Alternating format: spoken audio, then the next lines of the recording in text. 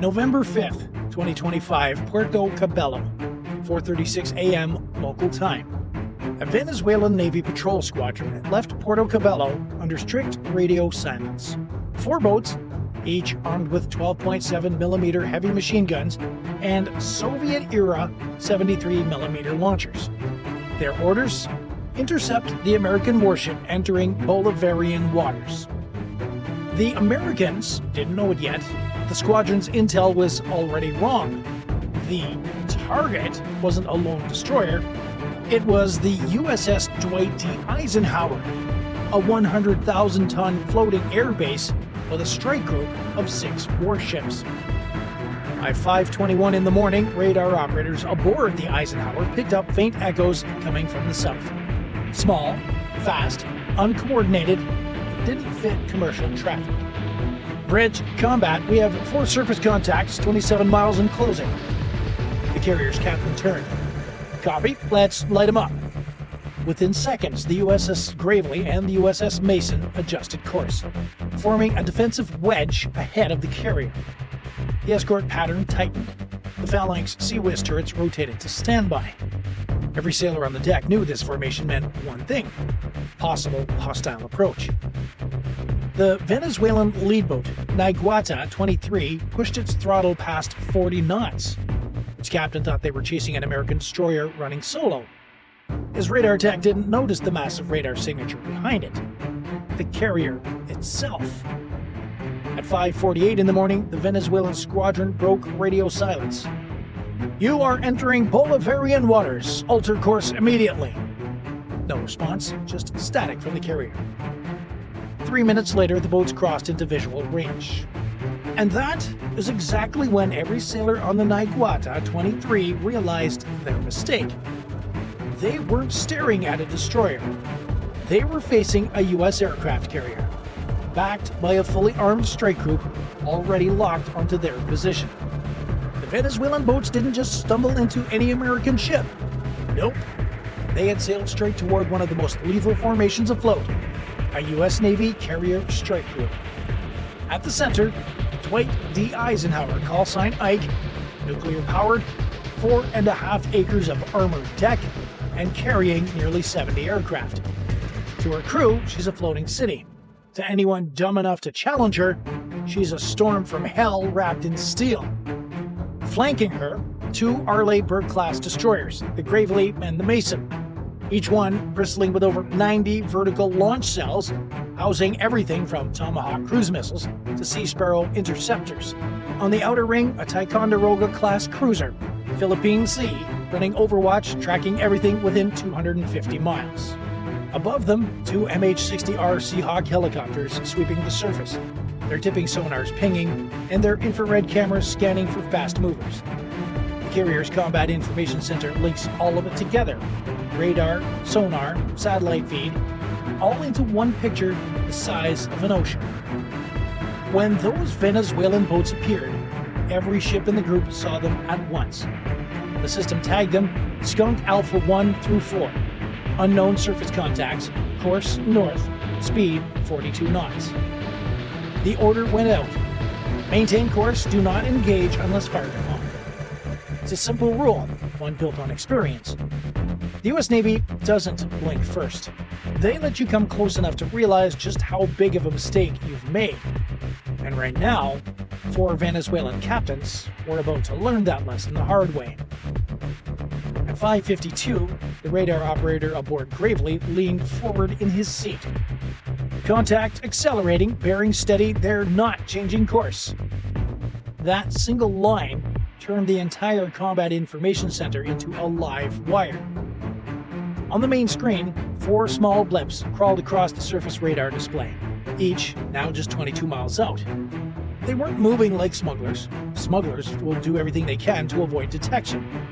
These boats were charging straight in, hard. The captain of the Gravely made the call. Broadcast on Maritime Emergency Channel. The radio operator keyed the mic. Unidentified Venezuelan vessels, this is United States Navy warship. You are operating in international waters. Alter course immediately. Nothing.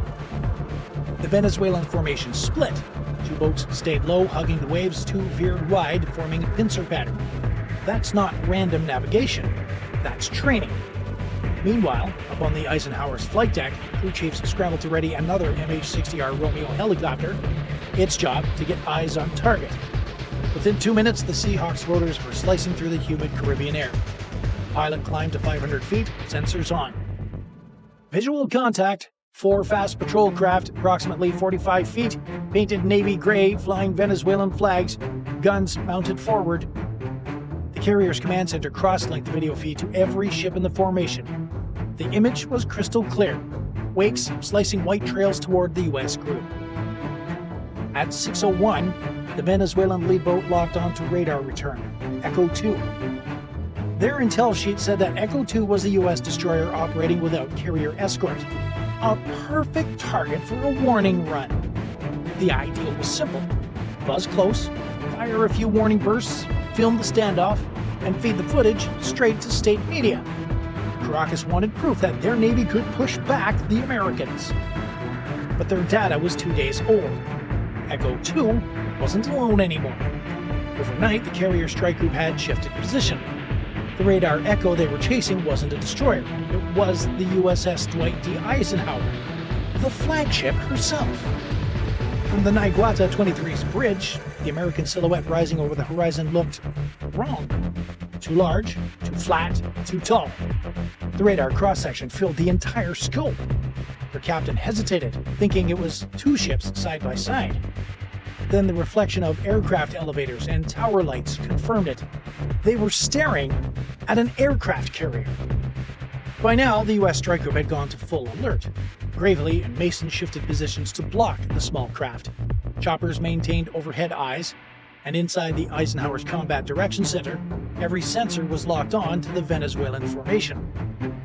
The Venezuelans, still trying to complete their demonstration, fired 2 short bursts into the water, not aimed just for show.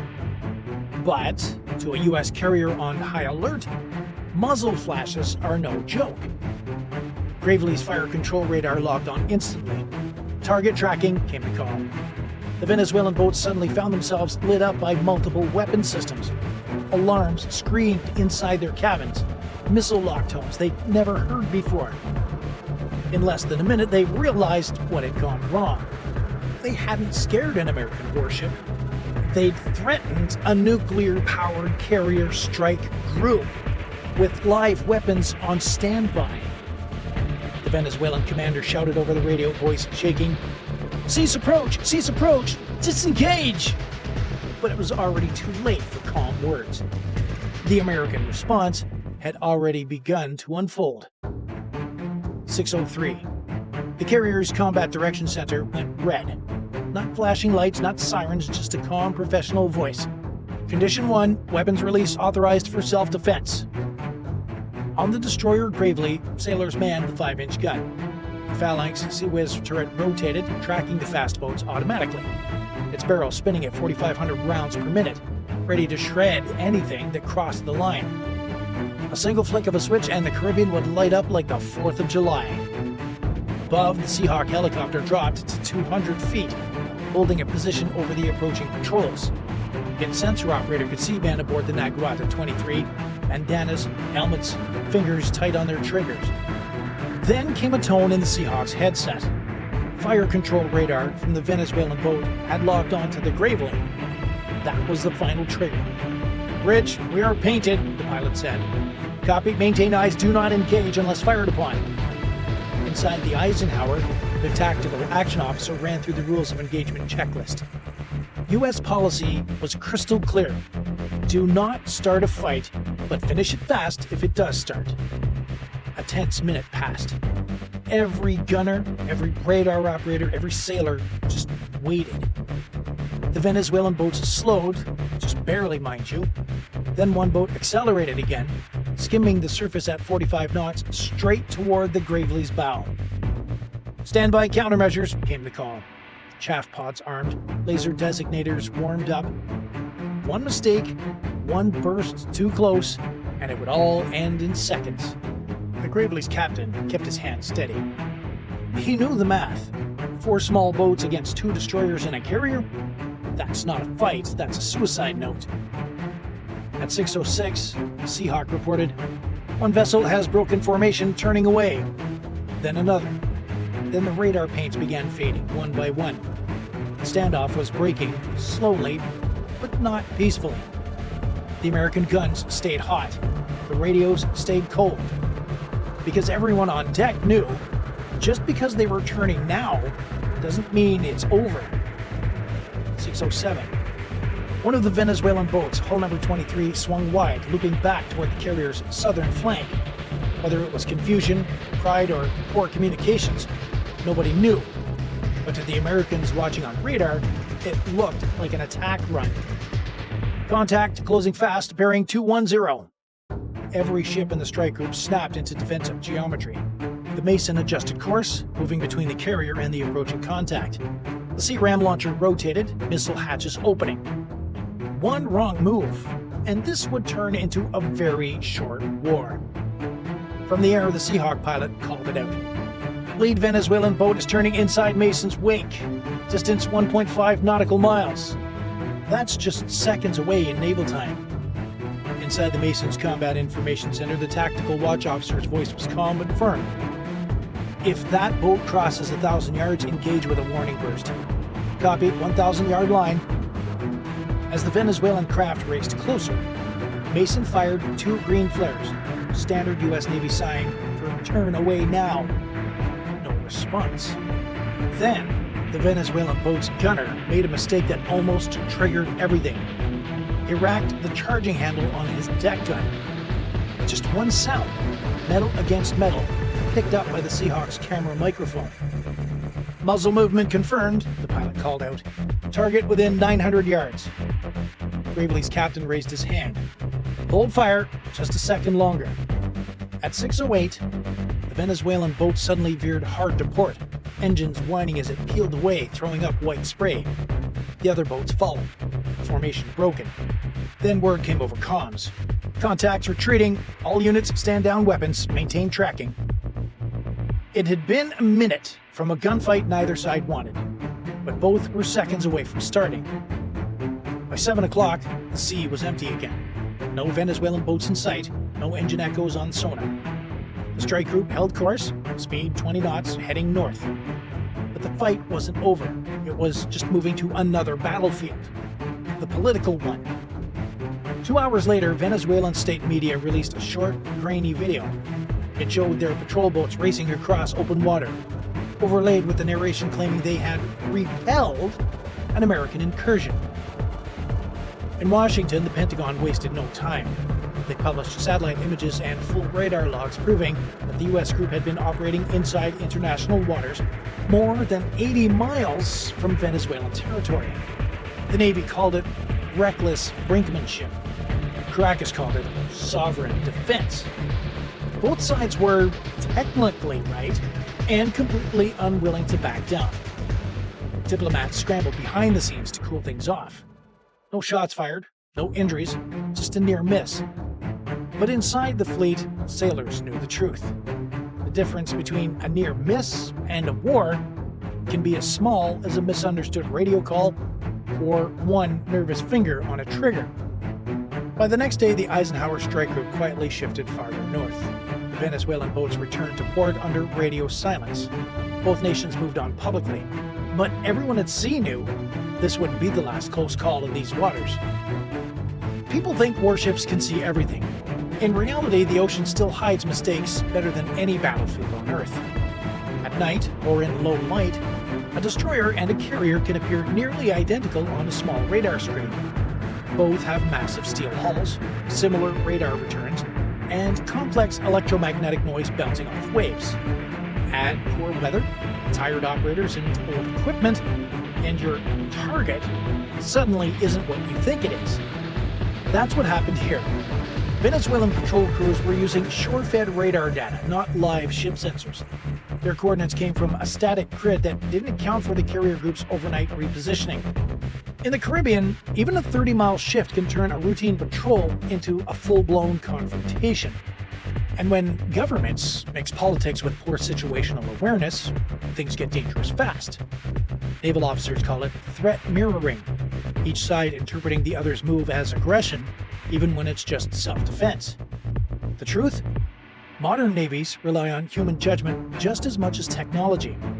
And one misread radar echo or one misheard transmission can spiral into international crisis before anyone even says the word fire. The official reports later called it a routine encounter. The sailors who were there called it something else, the closest they'd come to firing live rounds outside of wartime. Looking back, it's hard not to wonder how thin that line really is. One flare, one wrong radar lock, one commander losing his nerve. That's all it takes to turn a tense standoff into headlines nobody wants to write. At sea, there is no replay button. Once you commit, you live with the outcome. So here's the question for you. You're on the bridge. The alarms are screaming. There's 4 fast boats tearing straight towards your ship at 40 knots. Do you hold fire and risk getting hit, or do you squeeze the trigger first? Drop your answer below. I want to see how you would call that one. Thanks for watching this episode. If you enjoyed it, please hit that like button, share it with a friend who loves naval stories, and don't forget to subscribe so you never miss a debrief whenever the next close call hits the ocean. And hey, if you want to go a step further and support the channel directly, please join the fleet. You'll get loyalty badges, priority replies, and you'll help us bring more true maritime stories to the surface. Just click join on our channel page and get on board. In the end, the Venezuelan Navy didn't just pick the wrong target, they picked the worst possible day to forget their map. See you in the next one.